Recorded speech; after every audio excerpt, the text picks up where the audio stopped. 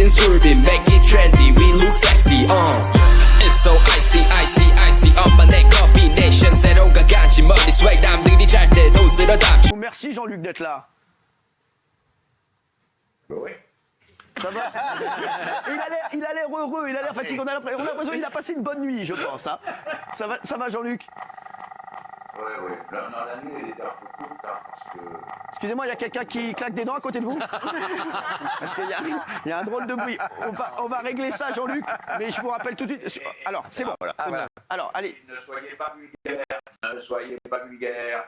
Non, vous savez, vous êtes un professionnel, vous êtes habitué à être présent sur un plateau, donc physiquement, ça vous atteint pas autant que des gens qui passent comme moi de temps en temps, où la charge d'adrénaline est terrible à faire passer. Donc on ne dort pas avant 2-3 heures du matin, tout simplement parce que l'excitation est là. Et comme je ne prends aucun produit pour dormir, vous avez raison. Produit en général, mon cher Cyril. Bah oui, comme moi. Moi, ni pour dormir, ni pour être réveillé. Le problème, c'est que voilà, je suis un peu trop réveillé. Jean-Luc Mélenchon, est-ce que vous étiez stressé les jours qui ont précédé le débat, ou bien pas du tout? Est-ce que vous y avez pensé? Est-ce que vous l'avez fait dans votre tête?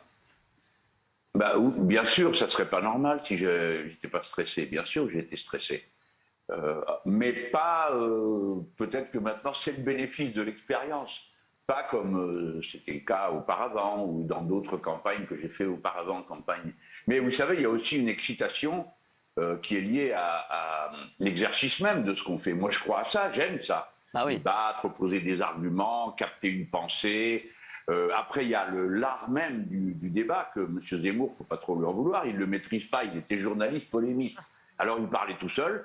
Et puis, ça lui allait quand de parler tout seul. Alors, vous l'avez fait beaucoup rire hier, on va le voir dans un instant. Il a beaucoup rigolé parfois. Et Jean-Luc Mélenchon, juste pour revenir à la première chose, les audiences sont incroyables. Vous faites des pics à 4,1 millions de téléspectateurs, alors que sur France 2, il y a 1 million de téléspectateurs à la même heure. Est-ce que pour vous, déjà, c'est une victoire? Ou est-ce que c'est une fierté? Parce que c'est vrai que... Vous êtes taquin, Cyril. Oui, mais bon, je ne vais pas non plus vous dire que... Moi, j'ai été très surpris de voir l'article que j'ai lu dans le Canard enchaîné, qui me traîne dans la boucle, suivant une habitude qu'a pris ce journal maintenant, parce que je leur ai fait à cela.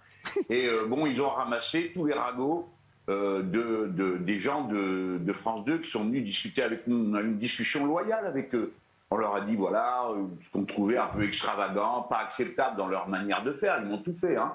Ils m'ont fait le faux pâtissier que personne ne connaît. Le gars, il livrait les baguettes à l'Élysée. Oui, c'était à l'époque quand il avait fait l'émission, Jean-Luc. Hein. Ils m'ont tout fait, quoi. Ouais. On s'attendait, il faut dire la vérité, Cyril, on s'attendait. Il y avait une attente énorme parce qu'on s'attendait un peu au classico PSG-OM. On s'attendait, pour les gens qui adorent la politique, et j'en fais partie, c'était King Kong contre Godzilla, quoi. Ouais. Et on s'attendait à ce qu'il y ait du sang, de la chic et du molar. Et en fait, ils ont eu l'intelligence, l'un comme l'autre, de tenir leur position assez fermement et d'élever le débat à un certain niveau. De sorte que ce qu'on nous a présenté comme la télévision spectacle et comme une espèce de déferlement irrationnel, de haine populiste, de part et d'autre d'ailleurs, a plutôt été, comparé à ce qu'on voit, des éléments de langage hyper formatés, totalement formatés, vous savez, avec les petits LREM, avec leurs petits costards, là, tout comme ça, tout serré, qui débitent leur élément marketing totalement grotesque. Là, on a eu quand même deux visions de la France qui sont affrontées avec, je pense, un certain niveau de dignité de débat. J'ai trouvé le débat et de fond. Très bon entre les deux. Et de fond. Je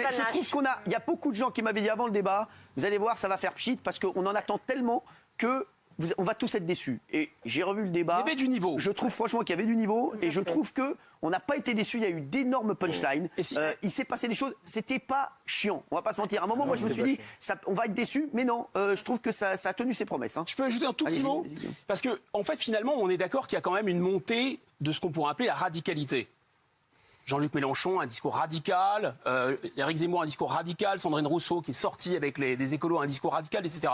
Et cette radicalité, il y a une façon de le dire qui est, plus le niveau baisse, plus le ton monte, en fait. Plus on monte le son et plus les gens vont s'agresser, culture du clash, réseaux sociaux, etc.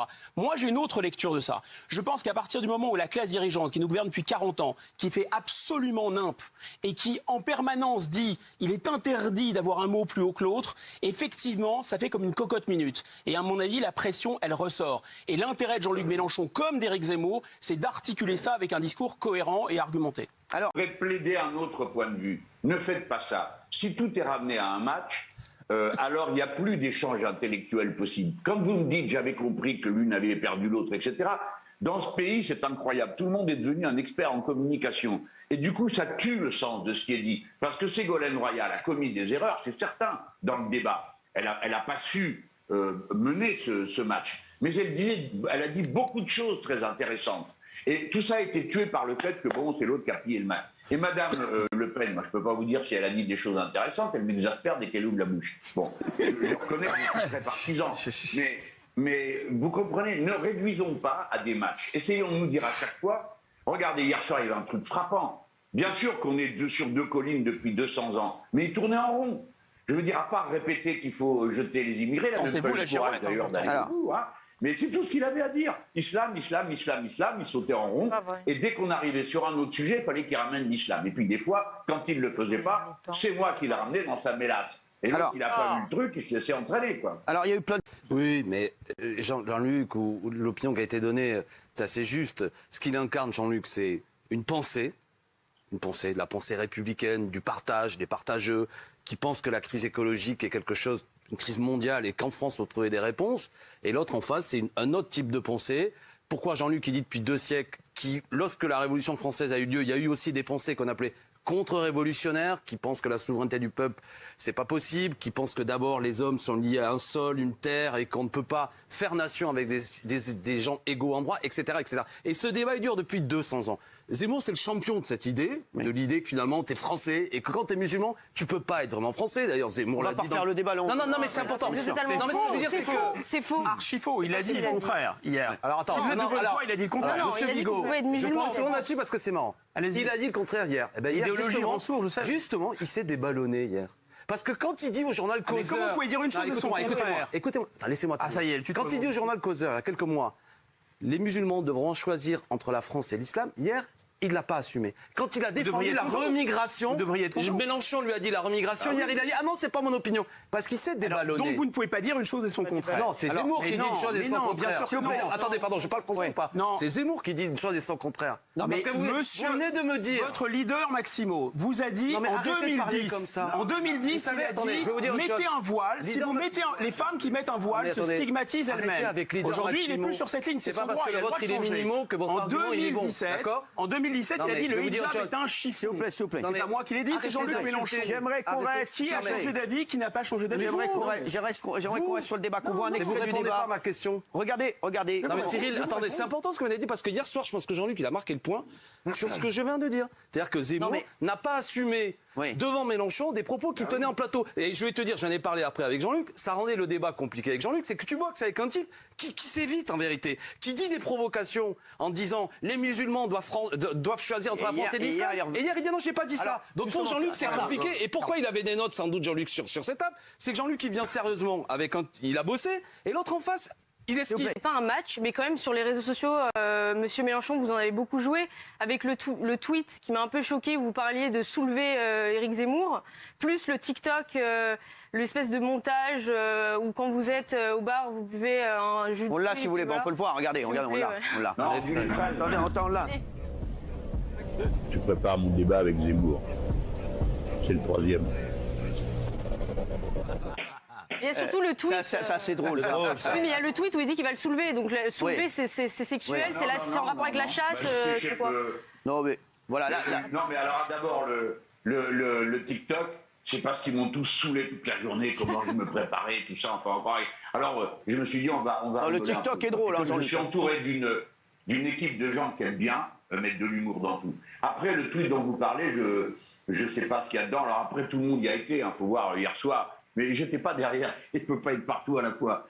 Donc ils ont tweeté. Par rapport à cette histoire de politique professionnelle, c'est pas une honte d'être politique professionnelle, mais par contre il y a une différence fondamentale, me semble-t-il, c'est qu'il y a un candidat qui prend un risque gigantesque, parce que dans la vie il est assis en tant que chroniqueur, en tant que journaliste, on peut l'aimer, ne pas l'aimer, mais il faut dire qu'il n'a que des coups à prendre, et s'il y va, c'est évidemment parce qu'il défend une idée. Voilà, ça c'est fondamentalement différent. Alors, et les deux avaient des coups à prendre. Jean-Luc Mélenchon, c'est son métier. Oui, Jean-Luc, vas-y. C'est son job. Ça va oublier, mon Jean-Luc. Salut, t'es là ? Vas-y, mon Jean-Luc. J'ai pas réagi défavorablement au fait d'être qualifié d'homme politique professionnel. C'est parce que vous avez dit politicien que vous trouvez que Voilà, oui, c'est vrai. très facho. C'est un peu chiant. Bon, mais oui, bah, c'est De Gaulle est facho, fasciste. alors d'accord. Mais alors après, non, mais De Gaulle, il y avait beaucoup de choses. Vous savez, vous avez le droit de l'adorer sans nuance, mais c'est un personnage qui, comme tous les personnages politiques historiques, se discutent. Mais bien Moi, sûr, je n'ai vous avez pas raison. de honte. J'adore pas J'ai ça. voulu être, monsieur, S'il vous plaît, écoutez-moi. restons sur le J'ai débat, voulu là, être ça. voilà. Oui. J'ai voulu être ça. Je viens d'une famille de petites gens. J'ai voulu être un homme qui pouvait vouer sa vie au combat politique. Et je l'ai fait en passant. Si j'avais voulu être curé, je serais devenu curé pour défendre la foi catholique, parce que ma famille était catholique. J'ai voulu faire de la politique égalitaire, enfin pour l'égalité et tout ça. Jean-Luc. Et j'ai fait par le parcours qui me paraissait normal, c'est-à-dire aller me faire élire pour ça. Et donc être le porte-parole de gens. Et encore aujourd'hui, quand j'ai déclaré ma candidature, j'ai demandé aux gens de me parrainer. Oui. Il y en a 250 000 qui l'ont fait hier soir. Mais c'est comme ça que je vois la vie. Donc je n'ai aucun. Elle dit d'un côté un homme de valeur, de l'autre côté un politicien. Qu'est-ce qui vous permet, madame, de mépriser ma vie de cette manière? Mais est-ce que c'est méprisé? Mais Vous savez, écoutez, silence, un petit peu, c'est mon tour. Silence. Je vous dis que silence. Il y a un peu de galanterie, non? C'est utile, là, ou pas? C'est dans la tradition française de Je vous regarde. Allez-y, Jean-Luc Mélenchon.